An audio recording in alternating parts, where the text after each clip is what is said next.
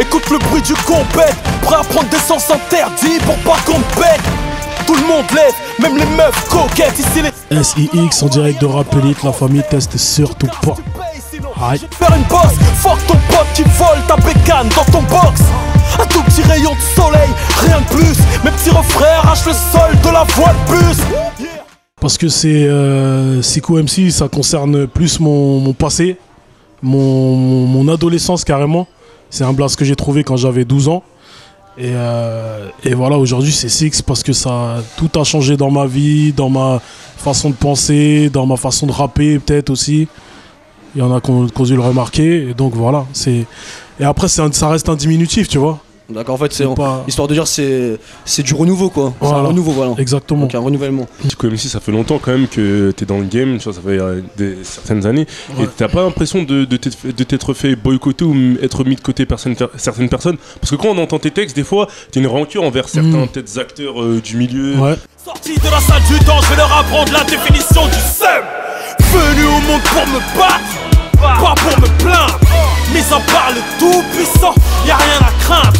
Ceux qui m'ont cru enterré seront privés de leur salaire fixe. Que les concurrents se plient car ils sont morts dans le six. Ça fait un certain temps quand même que tu traînes tes basques, on va dire. Ouais, on va dire ça, mais... Et on dirait que t'arrives pas à passer le plafond de verre ou on t'en empêche, je sais pas. Le plafond de verre qui va faire que tu expliques. Ouais. T'as le niveau, t'as les prods, t'as tout. Mais... Justement, le but avec le projet Six d'ailleurs, ce qui vient de sortir il y a 2 semaines, c'est justement c'est de casser toutes les barrières. Il n'y a pas de boycott. Là, je parle plus de boycott. Je fais ce que j'ai à faire. Et le truc, c'est que ouais, peut-être ça fait 16 voire 17 ans que je rappe, mais je suis un de vrai passionné. Donc, je sais que le boycott pour un mec qui est pas passionné, il va tuer n'importe quel artiste, le boycott. Tu vois ce que je veux dire?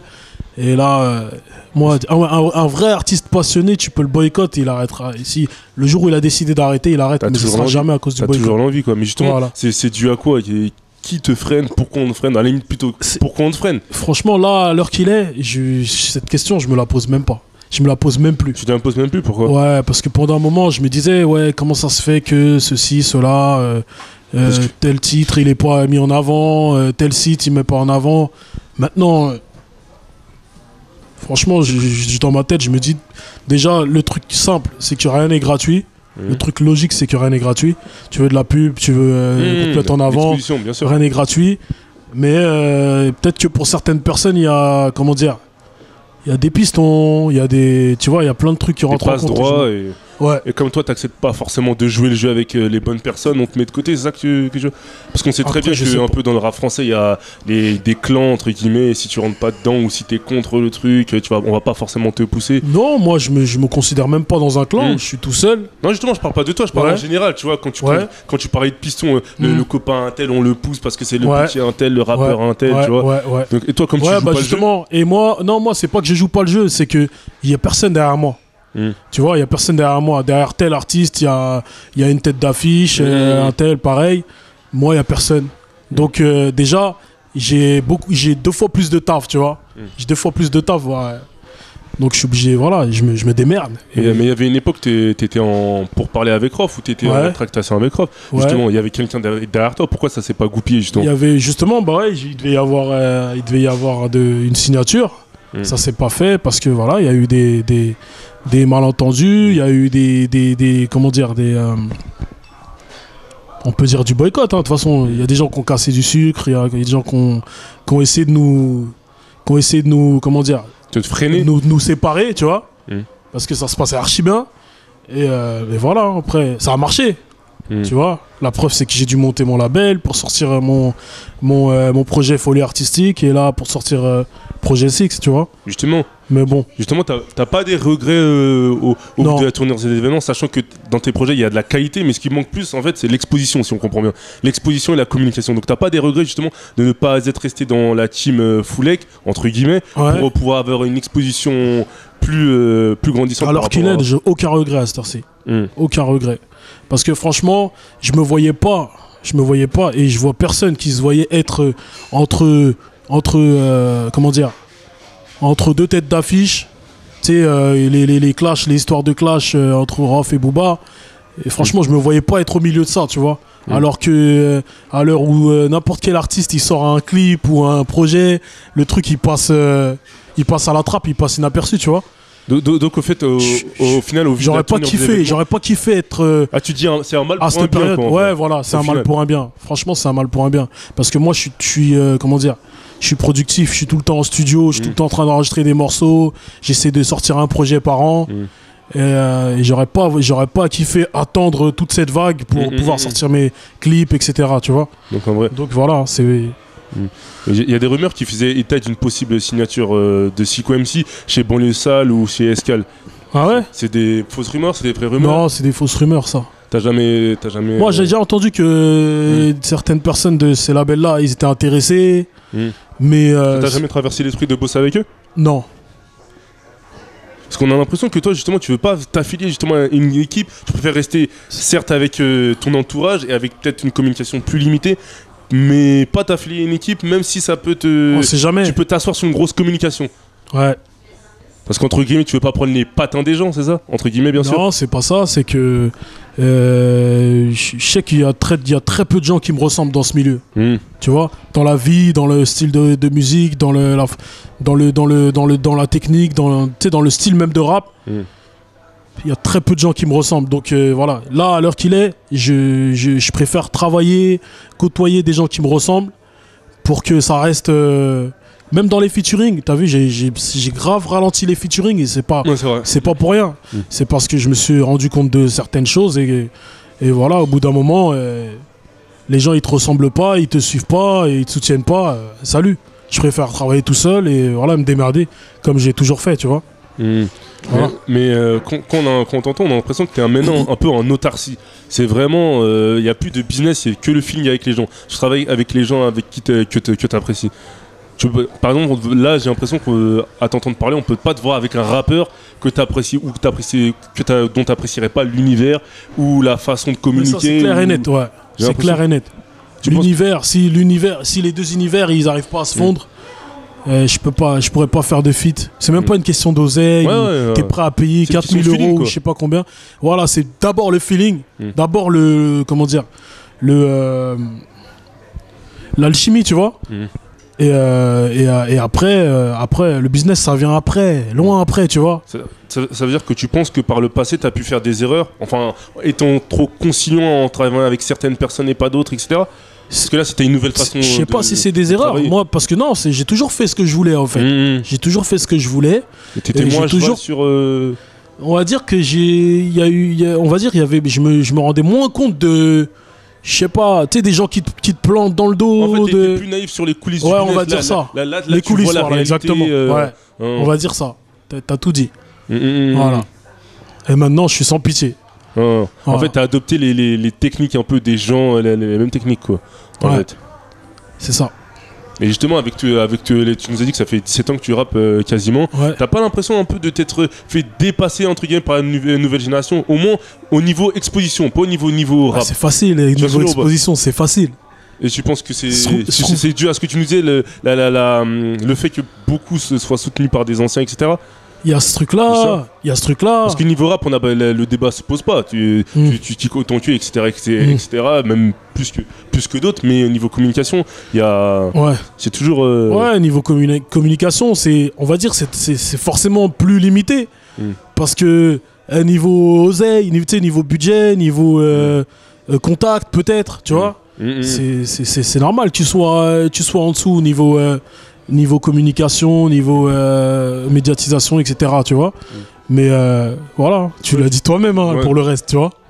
Donc voilà. Justement, toi, tu faisais partie de ces rappeurs que quand on avait annoncé le terme la relève, t'avais un peu, il me semble, enfin pas touché dans ton orgueil, mais tu prenais ça un peu comme on les mettait bien vite sur un piédestal, quoi. Ouais, mais c'est moi justement, j'ai jamais trop revendiqué ce statut-là parce que la relève, comme je sais plus c'est qui avait dit ça dans une interview, je crois que c'était Sadek. Il avait dit que pour être la relève, il faut d'abord que tu sais l'ancien que tu succèdes, il te valide déjà et il déclare officiellement que t'es sa relève. Tu vois ce que je veux dire? C'est pas parce que tu rappes, t'as la vingtaine, tu viens, tu dis je suis la relève, t'es la relève de qui? Tu vois ce que je veux dire? Donc voilà, c'est ça. À la limite, tu fais ta place, mais tu relèves pas la place d'une personne. Ouais, quoi, voilà, exactement. Moi, à l'époque, je faisais, comment dire, quand j'étais très proche, on va dire plus proche que maintenant, et je côtoyais plus la mafia, quand on allait à Skyrock, etc.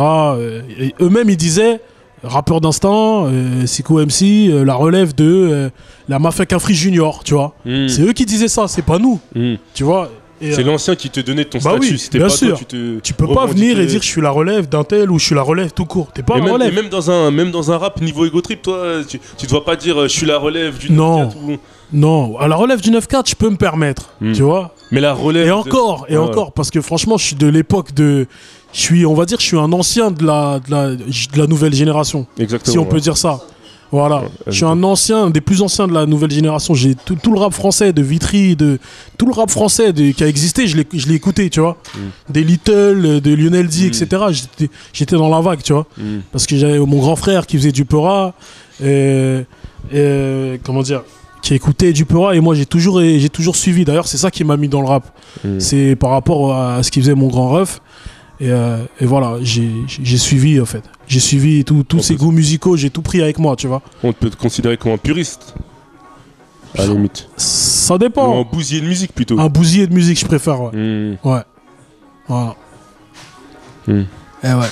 Et avec ce projet-là, tu vises quoi comme objectif un peu? Franchement, pour l'instant, je me dis que j'ai 6 titres à défendre, donc j'ai 6 clips à faire. Mon but, c'est de faire ça. 6 clips. Et puis voilà, je vois que ça prend bien au niveau, tu sais, sur le web, ça prend super bien. Je suis ravi. Et puis voilà, je suis pas dans les top. Tu sais, c'est un EP. Hein, ouais, exactement. Pas... Les moyens, les moyens de communication, ils étaient faits pour un petit projet au niveau des titres. Ouais, c'est surtout pour marquer un univers différent de l'univers Siko MC. J'étais plus un 4x4 qui posait sur tout, qui voilà, je pouvais chanter, je m'amusais en fait. Et là, je suis pas là pour m'amuser. C'est ça le truc. Et tu penses que on verra prochainement sur un nouveau label? Franchement, je suis pas pressé. Pour la distrib ou quoi, tu vois? Je suis pas du tout pressé. Parce que justement, ça fait longtemps que tu rappes. T'as pas peur justement de t'éteindre si par exemple t'arrives pas à trouver des deals de maison de 10, etc., etc. Là, je te parle d'un point de vue business. Ouais. L'envie, elle sera toujours là, mais il y aura plus forcément les maisons de 10 qui proposent de bons contrats au co-caisse. Parce que là, par exemple, tu sors ton EP, on va dire c'est un projet de qualité, mais pour la suite, comment tu l'imagines si tu sors pas de projet? Moi, je sais que, en fait. Franchement, je sais très bien, c'est pas de la prétention. Je sais qu'il y a plein de gens qui sont intéressés. Que ce soit en major ou des gros labels qui tiennent la route. Je sais qu'il y en a plein qui sont intéressés, mais qui sont pas sûrs. Parce que peut-être par manque de communication ou tu vois, de médiatisation, ils sont pas sûrs que je suis entre guillemets disponible. Tu vois, il y en a qui pensent que je suis encore chez Foulek, il y en a qui pensent que je suis chez Artop, il y en a qui pensent que je suis chez Banlieue Sale. Tu vois ce que je veux dire? Il y a trop de... C'est ambigu encore, tu vois. Donc voilà, et je sais que ça freine beaucoup peut-être des artistes même, il y a même des artistes, je sais, j'ai entendu, tout se sait dans le milieu. J'ai entendu des artistes qui sont intéressés, mais qui se disent que machin, non, mais il est là-bas, c'est mort, on peut pas l'approcher, tu vois. Bah justement, c'est pas à cause du fait que tu sois un peu en autarcie maintenant, étant donné que tu dis que tu vas pas fréquenter tel ou tel... pas vraiment, parce que à partir du moment... c'est un manque de communication, tu vois. Voilà, c'est plus ça, je pense que c'est plus ça, c'est plus une question de communication. Mais je t'avais entendu dire dans une interview en fait, t'avais le seum sur 2-3 personnes dans le game. Est-ce que tu penses peut-être que c'est dû à ces personnes-là que en fait tu sois bloqué un peu partout? Ouais. Entre guillemets, ouais. En tout cas, ces 2 dernières années, ouais. Il y a eu beaucoup de personnes qui sont en place. Pas spécialement, mais des fois c'est des personnes qui ont de l'influence, qui peuvent avoir de l'influence sur un artiste ou sur le manager d'un artiste, tu vois, qui peuvent faire courir un bruit, qui arrivent à faire courir un bruit, tu vois. C'est juste ça. Parce qu'on a l'impression que toi, quand tu as mis fin à ta collaboration avec Rof, par exemple, c'était plus des problèmes annexes que vraiment un problème entre vous deux. Non. On a l'impression que quand on parle, que c'est plus on va dire des langues de détracteurs, etc. Ouais, c'est ça. C'est archi ça. Faire que le feeling que tu avais avec Rof. C'est archi ça. Parce que Rof, il sait très bien que déjà musicalement, artistiquement, il peut toujours me demander mon avis. Il sait qu'il parle pas et qu'il va pas demander un avis à n'importe qui. Un bras cassé, un mec qui connaît pas le son. Il sait très bien que je suis imprégné dedans, j'ai ça en moi. Si t'étais avec lui en studio, si tu vois. Voilà. Donc voilà, déjà ça.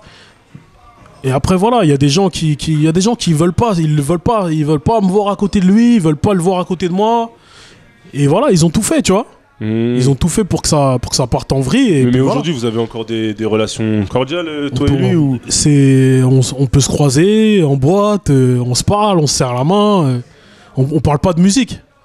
Mais voilà, on n'est pas en guerre, tu vois. Y'a que les montagnes qui se rencontrent pas. Rof, Booba. Comment tu vois toute cette période un peu de tension, de clash? Ouais. D'ailleurs, je trouve que c'est bien redescendu. Moi, ce morceau-là, je l'avais fait. Tu sais, t'as vu, le projet, il est sorti il y a 2 semaines. J'avais fait ce morceau-là un peu avant, tu vois. Après, là, il est sorti dans une période où ça s'est un petit peu calmé. Ouais. Mais voilà, c'est une phase pour dire aussi que voilà, de toute façon, un jour ou l'autre, ils vont se rencontrer. Et quand je dis des montagnes, c'est parce que voilà, c'est des gros vendeurs, voilà, etc. Bien exactement. Sûr, voilà, exactement. Quand j'avais écouté cette phase-là, quand tu disais oui, il y a que les montagnes qui se rencontrent pas, Rof Booba, j'avais plutôt interprété ça comme si tu voyais que ça c'était plus du show qu'une réelle animosité entre les deux. Ouais, il y a trop il y a là les interprétations, mais parce qu'il y a plein de sens aussi. Ouais, exactement. Il y a plein de sens. Comme je disais, dans le clip, tu croises un mec dans le clip, t'as vu, dans le clip, il y a un mec qui passe en distinct, un autre en cut, et genre, ils se sont pas vus. Tu vois, ça pourrait très bien être un fan de Booba, un fan de Rof, ils se croisent et ils vont pas se rentrer dedans, ils vont pas se tirer dessus, tu vois ce que je veux dire. Ça aussi, c'est à trop de sens, cette phrase. Et tu penses que le grand perdant dans cette histoire, c'est le rap français, toi, ou t'es pas de ceux qui disent que ça dessert l'image? Comme toi, t'étais proche de Rof à une époque. Je sais qu'on peut être perdant. On peut être perdant dans le sens... Comme si le manque de visibilité des exactement. sortent, dans le sens où si tu fais un projet, mon frère, tu vas passer inaperçu. Si tu sors un clip, il va passer inaperçu. En tout cas, il aura beaucoup moins de visibilité que si tu le sors dans une période où il n'y a pas ces clashs, il n'y a pas cette tension dans le milieu, etc. Tu vois. Mon dernier mot, c'est Projet 6 dans les bacs, depuis le 6 mai. Mon but, c'est de clipper les 6 titres et je vais tout faire je vais tout mettre en œuvre pour que ça se fasse. Et puis voilà, hein. Et bientôt, je suis déjà en train d'enregistrer l'album. Je peux pas parler de feat ni de date, etc. Mais je suis déjà sur l'album. On te reverra, voilà. Sans forcément dire une date exacte. On te reverra en 2013 ou ouais, en 2013, 2014 ouais. 2013. 2013. Ouais. Moi je le fais pour mes frères prisonniers d'une chaise roulante. Comment tu fais pour tirer la gueule sur des trucs marrants? Comment ils font pour sourire ceux qui n'ont plus de parents? Moi j'appelle ça des champions, prêts à